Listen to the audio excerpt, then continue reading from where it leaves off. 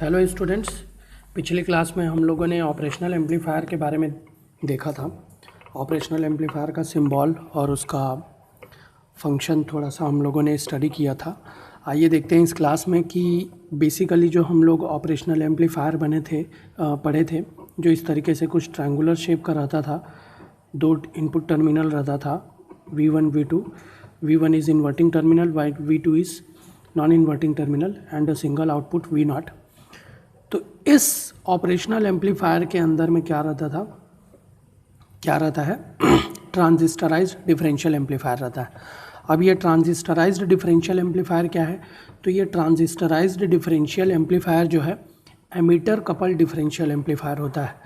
Ammeter couple differential amplifier क्या होता है? मैंने दो अरेंजमेंट यहाँ पे शो किया है, आप देख सकते हैं।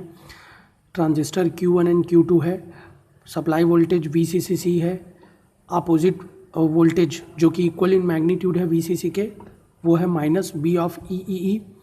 दो रेजिस्टेंसेस हैं कलेक्टर में, RC1 एंड RC2। एमीटर में दो रेजिस्टेंस हैं, RE1 एंड RE2। आपको मैं बता दूं कि हम लोग कंसिडर करते हैं कि this two transistors Q1 and Q2 are equal in nature, they are similar in nature. हम लोग इसको मैचड कैरेक्टरिस्टिक का भी बोलते हैं, ठीक है। दो कलेक्टर रेजिस्टेंसेस RC1 और RC2 को मैं इक्वल मानता हूँ। सिमिलरली एमीटर रेजिस्टेंसेस RE1 और RE2 को भी मैं इक्वल मानता हूँ। They are equal in magnitude and characteristic. Similarly transistor characteristic Q1 and Q2 are also equal. Supply voltages are also equal. तो अगर इन दोनों कॉम्बिनेशन को मैं पैरेलली कंबाइन करूँ तो आप लोग देख सकते हैं एक नया यहाँ पे अरेंजमेंट मैंने शो किया है। एक सिंगल सप्लाई दिया है VCC, RC1 is equal to RC2, तो इसको मैंने कंसिडर किया है RC। सोर्स रेजिस्टेंस मैंने लगाया है RS1 और RS2। दो ट्रांजिस्टर है Q1 एंड Q2 जो कि मैचड पेयर ट्रांजिस्टर है, मैचड कैरेक्टरिस्टिक्स ऑफ ट्रांजिस्टर्स हैं, ठीक है। दो सोर्स मैंने यहाँ पे लगाया हुआ है VS1 और VS2। RE1 और RE2 जो है वो पैरेलल में आ जाएगा क्योंकि ये एमीटर कपल्ड है। कपलिंग जो है एमीटर टर्मिनल के अक्रॉस हो रही है, तो एक कॉमन रेजिस्टेंस RE में लिखता हूँ जो कि पैरेलल कॉम्बिनेशन होता है RE1 और RE2 का। तो ये चीज़ आप लोग ध्यान रखेंगे, ठीक है। तो ये जो अरेंजमेंट है इसको ट्रांजिस्टराइज्ड डिफरेंशियल एम्पलीफायर बोलता हूँ। और यहाँ पे दो सोर्स हैं, तो दो सोर्स को मैं क्या बोलूँगा? Dual input. दो सोर्स है इसलिए डुअल इनपुट। दोनों ट्रांजिस्टर के कलेक्टर टर्मिनल के अक्रॉस आउटपुट मैं ले रहा हूँ V0, तो दोनों के अक्रॉस इक्वल एंड अपोजिट मेरे को आउटपुट मिलेगा, पॉजिटिव और नेगेटिव। तो मैं इसको बोलता हूँ बैलेंस्ड आउटपुट। इसलिए बोलता हूँ क्योंकि दोनों का मैग्नीट्यूड तो सेम रहेगा, क्योंकि Q1 और Q2 का कैरेक्टरिस्टिक मैं कंसिडर कर रहा हूँ कि सेम है। तो जो भी आउटपुट मिलेगा RC के अक्रॉस, RC की वैल्यू भी सेम है, तो RC के अक्रॉस जो भी आउटपुट मिलेगा वो बैलेंस्ड रहेगा बट इक्वल इन मैग्नीट्यूड रहेगा, ठीक है। डिफरेंशियल एम्पलीफायर का मतलब ये है कि ये अरेंजमेंट जो मैं यहाँ पे शो किया हूँ ट्रांजिस्टराइज्ड डिफरेंशियल एम्पलीफायर, तो हम लोग इस पूरे अरेंजमेंट को बोल सकते हैं dual input balanced output differential amplifier, ठीक है। Dual input balanced output differential amplifier. ये dual input balanced output differential amplifier इस ऑपरेशनल एम्पलीफायर का बेसिक कंपोनेंट है ना। एक स्टेज होता है, आगे हम लोग जब ब्लॉक डायग्राम देखेंगे तो ज़्यादा अच्छे से क्लियर होगा। मैंने पिछले क्लासेस में भी आप लोगों को बोला है कि 1 बाय 1 हम देखते चलेंगे लीनियर इंटीग्रेटेड सर्किट में, एक ही बार में नहीं हो जाएगा, ठीक है। तो इंट्रोडक्शन के बाद डिफरेंशियल एम्पलीफायर का हम लोग यहाँ पे थोड़ा आज डिस्कस कर रहे हैं। तो dual input balanced output differential amplifier हम लोगों ने यहाँ पे डिस्कस किया।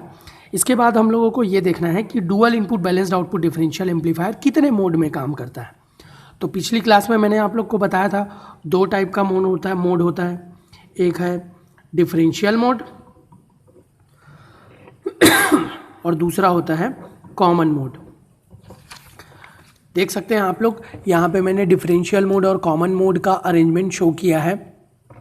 ठीक है, बहुत इजी है अंडरस्टैंडिंग इसकी। देख सकते हैं आप लोग, डिफरेंशियल मोड में सबसे पहले डिफरेंशियल मोड हम लोग यहाँ पे डिस्कस करते हैं। Differential mode operation, most of the configuration same है, लाइक RC1 RC2 दोनों सेम है तो RC कंसीडर करूँगा। दोनों ट्रांजिस्टर Q1 Q2 सेम है। RS1 और RS2 दोनों ट्रांजिस्टर के बेस टर्मिनल के अक्रॉस कनेक्टेड रेजिस्टेंस हैं। दोनों के सोर्स को मैं सेंटर टेप ट्रांसफार्मर से कनेक्ट कर दिया हूँ। अब ये सेंटर टेप ट्रांसफार्मर की कैरेक्टरिस्टिक क्या होती है कि ये एक साइड एक मैग्नीट्यूड और फेस का AC सिग्नल जनरेट करेगा और अपनी दूसरी तरफ एक फेस और एक मैग्नीट्यूड का AC सिग्नल जनरेट करेगा। लेकिन मैं कंसिडर करता हूँ कि दोनों जो AC सिग्नल जनरेट कर रहा है ये सेंटर टेप ट्रांसफार्मर जो है, दोनों अपने एंड्स पे, इस एंड पे और इस एंड पे, ठीक है, वो इक्वल इन मैग्नीट्यूड होगा लेकिन अपोजिट इन फेस होगा। ठीक है, सपोज मैं कंसिडर करता हूँ कि 8 वोल्ट का ये AC सिग्नल जनरेट कर रहा है, लेकिन ये पॉजिटिव 8 वोल्ट हो जाएगा। यहाँ पे भी 8 वोल्ट जनरेट करेगा, ये नेगेटिव 8 वोल्ट हो जाएगा। दोनों ट्रांजिस्टर Q1 और Q2 में सेम मैग्नीट्यूड का जो वोल्टेज है मैं अप्लाई करता हूँ। तो यहाँ पे कलेक्टर टर्मिनल में, जैसा कि हम लोग जानते हैं कि ट्रांजिस्टर की प्रॉपर्टी होती है कि इनपुट सिग्नल में जिस फेस का हम लोग AC सिग्नल प्रोवाइड करते हैं उसका अपोजिट फेस हम लोगों को कलेक्टर टर्मिनल में मिलता है। तो यहाँ पे हम लोग देख सकते हैं कि पॉजिटिव से नेगेटिव गए हैं। ये वाला जो पोलैरिटी है कलेक्टर टर्मिनल में जाने के बाद अपोजिट हो जा रही है, नेगेटिव से पॉजिटिव हो गई है। सिमिलरली यहाँ जब हम लोग इनपुट में ट्रांजिस्टर Q2 के बेस टर्मिनल में नेगेटिव से पॉजिटिव वाला सिग्नल दे रहे हैं तो इसके कलेक्टर टर्मिनल से में ये पॉजिटिव से नेगेटिव वाला हो जा रहा है, ये अपोजिट फेस में है। ठीक है, अब मैं कंसिडर करता हूँ कि मान लीजिए V1 जो है नेगेटिव है, क्योंकि ये नेगेटिव वोल्टेज है, पहले देख सकते हैं पोलैरिटी इसकी नेगेटिव है, तो मैं मान लेता हूँ -V1 है। ठीक है, अब V2 चूँकि यहाँ पे पॉजिटिव सिग्नल जनरेट हो रहा है तो ये प्लस है।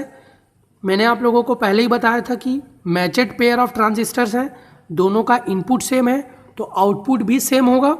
मैं मान लेता हूँ कि V1 -10 वोल्ट है और V2 +10 वोल्ट है। तो यहाँ पे आप देख सकते हैं कि ये +10 माइनस ऑफ -10 कितना हो जाएगा, +20 वोल्ट। क्लियर है? ये तो बात हो गई कलेक्टर टर्मिनल के अक्रॉस वोल्टेज की। इनपुट में हम लोग जो भी वोल्टेज देंगे कलेक्टर में उसका बढ़ा हुआ वोल्टेज हम लोगों को मिलता है। But what about emitter terminal, क्योंकि एमीटर कपल्ड है तो आप लोग देख सकते हैं कि यहाँ पे अपोजिट टर्मिनल का अपोजिट पोलैरिटी के वोल्टेज है इन दोनों टर्मिनल्स में। तो यहाँ पे जो IE1 आता है और IE2 आता है ये दोनों इक्वल इन मैग्नीट्यूड रहेंगे बट अपोजिट इन पोलैरिटी रहेंगे। सपोज यहाँ पे 0.2 मिली एम्पियर का अगर करंट प्रोड्यूस हो रहा है तो यहाँ पे -0.2 मिली एम्पियर का करंट प्रोड्यूस होगा।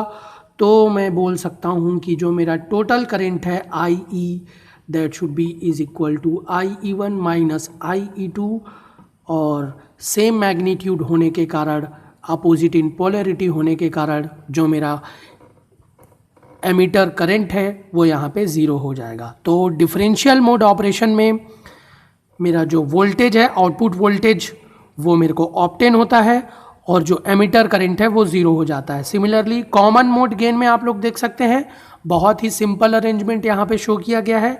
सारा अरेंजमेंट पहले जैसा ही है। तो ओनली डिफरेंस इज कि दोनों का जो सोर्स है वो कॉमन है, एक सिंगल सोर्स मैंने यहाँ पे प्रोवाइड किया है।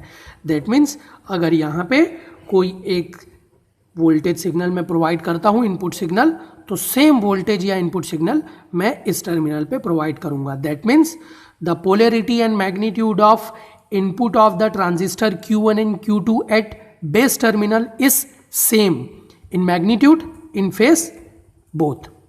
Similarly, जब मैं कंसिडर करता हूँ कि जब दोनों का पोलैरिटी और मैग्नीट्यूड सेम है तो सेम मैग्नीट्यूड और पोलैरिटी का जो सिग्नल है वो कलेक्टर टर्मिनल के अक्रॉस Q1 के कलेक्टर टर्मिनल के अक्रॉस जनरेट होगा। तो ये सेम मैग्नीट्यूड और पोलैरिटी का मैं मान लेता हूँ यहाँ पे भी प्लस 10 वोल्ट जनरेट हो रहा है, यहाँ पे भी प्लस 10 वोल्ट जनरेट हो रहा है। ये मैं मान लेता हूँ V1 V2 है, तो ये भी प्लस V1 हो जाएगा, ये भी प्लस V2 हो जाएगा क्योंकि सेम मैग्नीट्यूड है मान लीजिए। तो V0 इज इक्वल टू क्या हो जाएगा बच्चों, V1 माइनस ऑफ V2, दोनों की वैल्यू 10 10 है तो ये क्या हो जाएगा, 0 हो जाएगा। तो मैं मान सकता हूँ कॉमन मोड गेन में जो मेरा आउटपुट वोल्टेज होता है वो 0 होता है। But what about emitter current IE, देख सकते हैं दोनों का पोलैरिटी जो है वो सेम रहेगा और मैग्नीट्यूड भी सेम रहेगा। सपोज यहाँ पे 0.2 मिली एम्पियर का करंट प्रोड्यूस हो रहा है और यहाँ पे भी 0.2 मिली एम्पियर का करंट प्रोड्यूस हो रहा है। तो IE इस एमीटर रेजिस्टेंस में फ्लो होने वाला जो करंट है वो क्या हो जाएगा, I is equal to IE1 plus IE2, 0.2 plus 0.2 is equal to 0.4 milliampere. तो इस तरीके से दोनों का ऑपरेशन एकदम अपोजिट रहेगा। डिफरेंशियल मोड गेन में अपने को आउटपुट में वोल्टेज मिलेगा, एमीटर करंट जो है वो 0 हो जाएगा। कॉमन मोड गेन में या कॉमन मोड ऑपरेशन में जो आउटपुट वोल्टेज है वो 0 मिलेगा और जो मेरा एमीटर करंट है वो मेरे को अप्रोप्रिएट मिलेगा। ठीक है, तो इस तरीके से दोनों का जो ऑपरेशन है ये एकदम अपोजिट है। ठीक है, लेकिन अरेंजमेंट दोनों का सेम है। Dual input balanced output differential amplifier को हम लोगों ने 2 तरीके से ऑपरेट किया। सिमिलरली हम लोग आगे अलग अलग डुअल इनपुट अनबैलेंस्ड आउटपुट या सिंगल इनपुट बैलेंस्ड आउटपुट इस तरीके का डिफरेंशियल एम्पलीफायर देखेंगे और उसको भी 2 मोड्स ऑफ ऑपरेशन में कैटेगराइज करेंगे।